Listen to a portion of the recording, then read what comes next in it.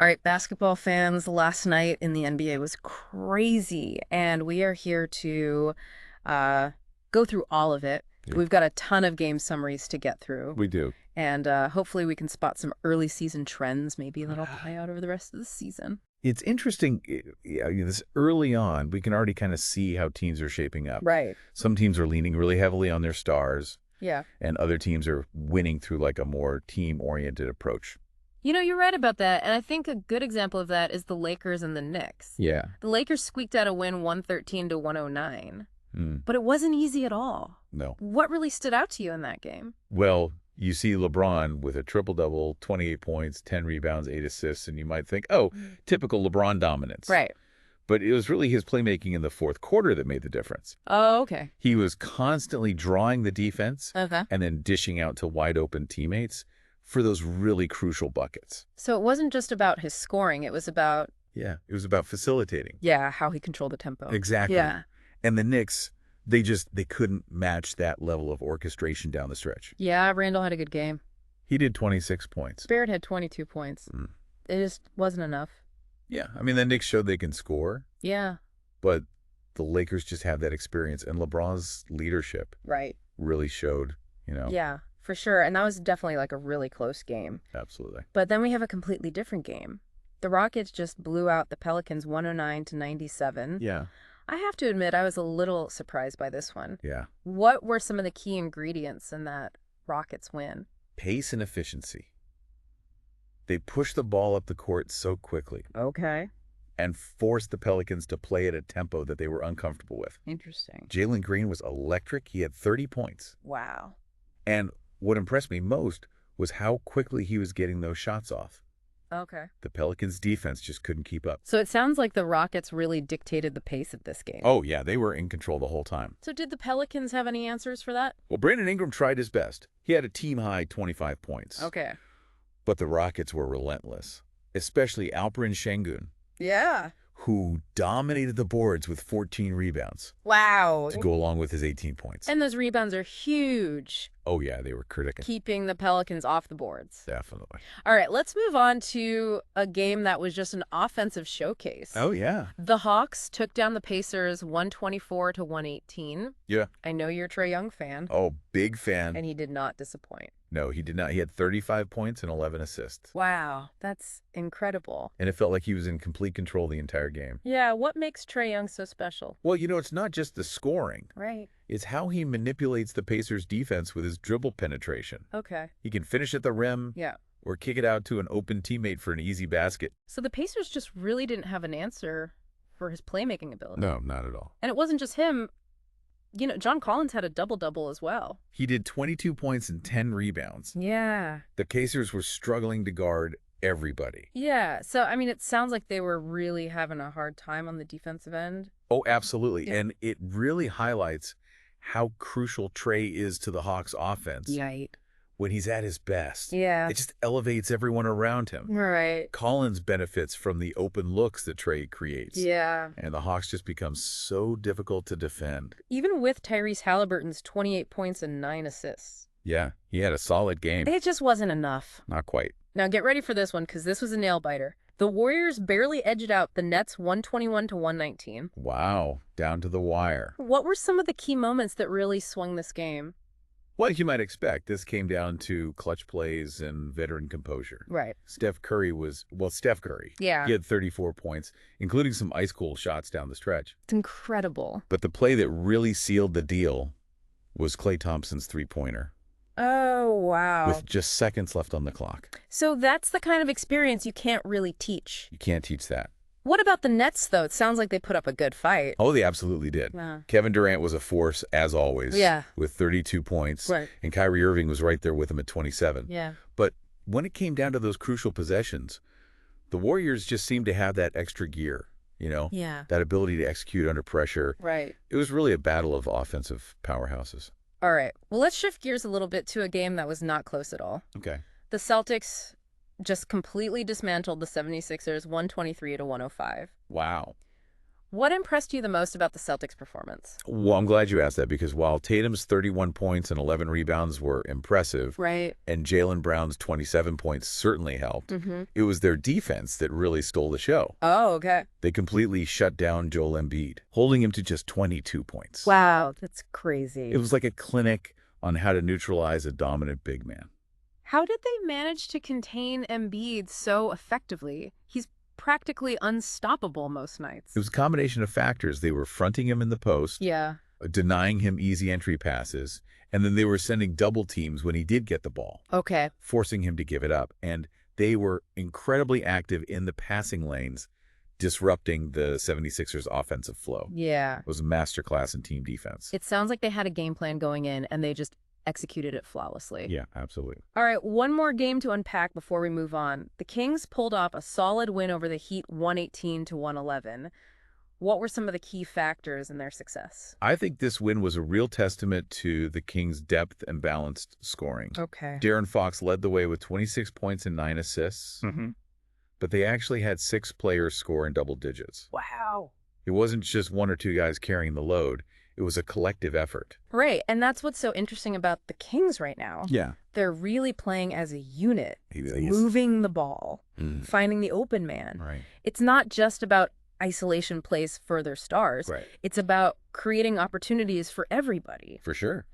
Did the Heat have any answers for this well-rounded attack? Well, Jimmy Butler tried to keep them in it. Yeah. He had 27 points and 8 rebounds. Okay.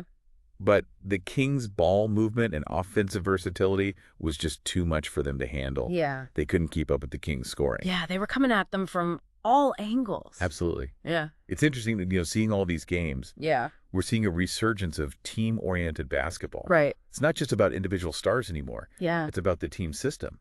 Well, and speaking of team systems, the Celtics dismantling the 76ers Yeah. really shows you the power of a good defense. Absolutely. They held Embiid to only 22 points, I know. which is practically unheard of. Yeah, that's correct. How were they able to do that?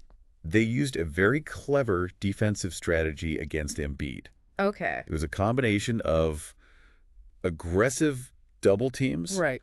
and a box-and-one zone defense. Okay. It really threw off their offensive rhythm. Yeah. Essentially, they had one defender face guarding Embiid at all times, Wow. preventing him from establishing any position in the post. So they basically took away his biggest strength, Yeah. which is dominating the paint. Exactly. And when he did get the ball, Yeah.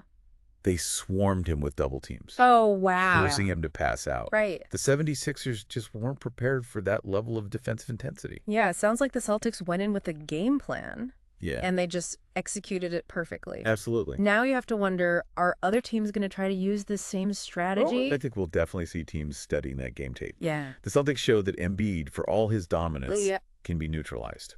Let's shift gears a little bit and talk about a player that has really been exceeding expectations this season. Okay. Jalen Green. Oh, yeah. His 30-point performance against the Pelicans was huge. Yeah, he was on fire. What's clicking for him right now? Well, I think that the exciting thing about Green's development Yeah. is he's not just a scorer anymore. Okay. He's making smarter decisions with the ball.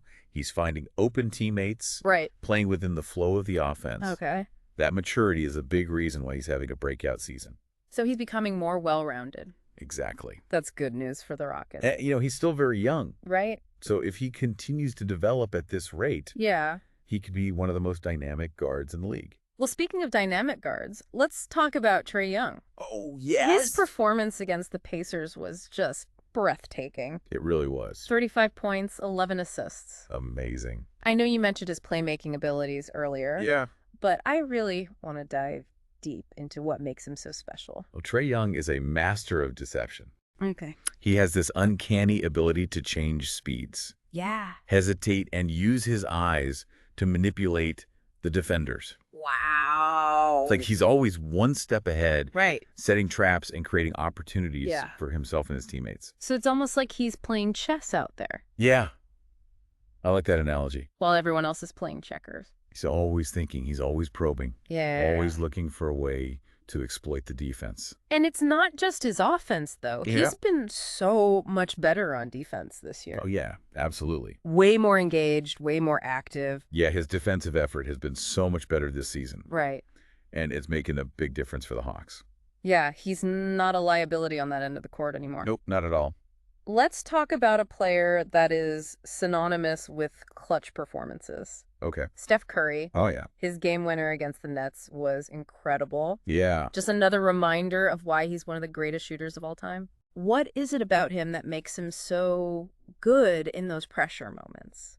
Steph Curry has this almost supernatural ability to stay calm. Right. Under pressure. No moment seems too big for him. Yeah. And his release is so quick and effortless. Right. Defenders have no time to react. It's like he shoots it before they even know he's going to shoot it. Exactly. And, because he can score from anywhere on the court. Yeah. Defenders have to guard him so tightly. Right. Which opens up space for his teammates. Okay. It's a pick your poison situation for opposing teams. All right, let's talk about a team that's quietly becoming a force in the Western Conference. Okay. The Kings. Yeah. Their win over the Miami Heat was a testament to their team play and their balanced scoring. The Kings are a prime example of how ball movement and unselfish play can lead to success. Yeah. And constantly swinging the ball, Right. cutting to the basket, setting screens for each other. It's a beautiful style of basketball to watch. It really is. And they're doing this without one superstar. Carrying the team. Right. Fox is fantastic, but it's the collective effort that makes them so dangerous. You hit the nail on the head. Yeah. They've got a bunch of guys who can score. Yeah. And they're all willing to share the ball Yeah. and make that extra pass. That's huge. It's a recipe for success in the NBA. We've seen so many good individual and team performances tonight. Yeah. But one thing that's really sticking with me is the evolution of defense. Oh, yeah. The Celtics shutting down Embiid. Yeah. The Kings disrupting the Heat. Mm-hmm. Those are great examples of how teams are adapting Absolutely. to a more offense-driven league. You're right. Defense isn't dead. Right. It's just changing. Yeah. Teams are realizing that they need to be more versatile, Yeah. more communicative, Right. and more willing to switch defensive assignments. Absolutely. It's fascinating to see how teams are finding success in different ways in this NBA. You've got teams like the Lakers who can just rely on their superstar duo to close out those close games. Yeah. And then you've got teams like the Kings and Celtics who are winning with a more balanced team approach. It really makes you wonder if we're seeing a shift, Yeah. in the NBA. Yeah. Are those star-driven teams Right. still going to be the ones that are dominating, or Yeah. is this going to be an era of team chemistry, Right. strategic execution? Yeah, I think the answer is probably somewhere in between. Yeah. You still need that elite talent Right. to compete at the highest level. For sure. But the way that talent is utilized is definitely changing. Yeah. Teams are realizing that they need to put the right players Yeah. around their stars. It's like the game is becoming more holistic. Yeah. Where every player on the court has a role to play. Exactly. And it's making the game so much more unpredictable Right. and so much more fun for the fans. Yeah.